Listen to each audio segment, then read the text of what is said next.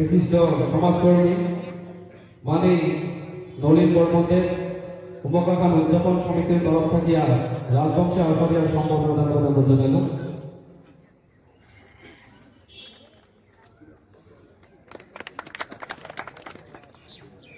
আপনার সব কর্মীগুলা অলপ আশীর্বাদ দেওয়ার জন্য আমি অনুরোধ জানাইলাম।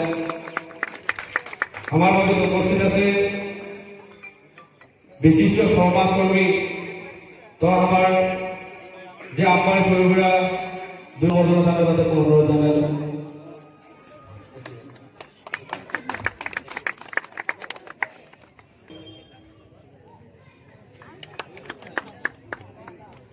আমার এই অঞ্চলে আলোচনা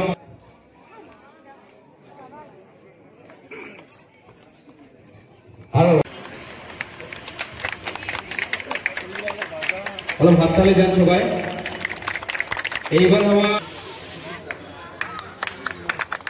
এইবার আমার সম্পূর্ণ জানাবো খুব দরকার পড়ে। এইবার আমার উচ্চতর মাধ্যমিক পরীক্ষাত প্রথম বিভাগত উত্তীর্ণ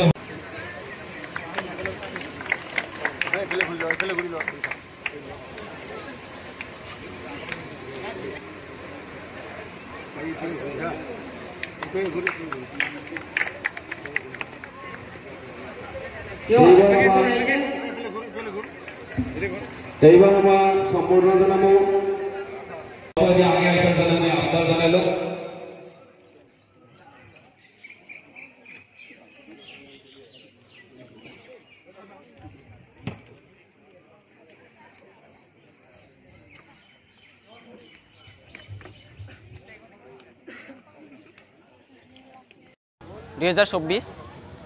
এই তাৰিখটোত আমি আজি যি কুমাৰীকেইটা কোচ ৰাজবংশী ছাত্ৰ সন্থা আৰু স্থানীয় ৰাইজৰ সহযোগত আমি আমাৰ জাতীয় হৃদয়ৰ উৎসৱ বিচুৱা বৰ উলহ মালহেৰে উদযাপন কৰিব লৈছোঁ।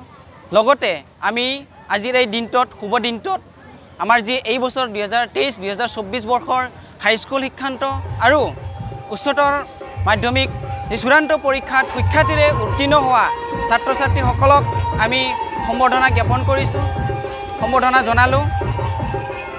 আমাৰ আজি খুব ৰাতিপুৱাৰ ভাগতে আমাৰ যি নিশান পতাকা উত্তোলন কৰা হয়, আমাৰ শ্বহীদ বেদীত মাল্যাৰ্পণ অৰ্পণ কৰা হয়, মুখ্যদ্বাৰ উন্মোচন কৰা হয়।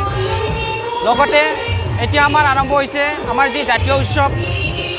বিভিন্ন আমাৰ কলা কৃষ্টি কামদেৱ মেচিমি গোৱানিনী হুদুম ইত্যাদি আদি কৰি আমাৰ বহুখিনি ইয়াত মানে কালচাৰ আমি উপস্থাপন কৰিম। আঞ্চলিক কোচ ৰাজবংশী ছাত্ৰ সন্থাই আমাৰ যি মাধ্যমিক আৰু উচ্চ মাধ্যমিক চূড়ান্ত পৰীক্ষাত উত্তীৰ্ণ হোৱা ছাত্ৰ ছাত্ৰীক প্ৰায় 200ৰো অধিক ছাত্ৰ ছাত্ৰীক সম্বৰ্ধনা জনোৱা হয়।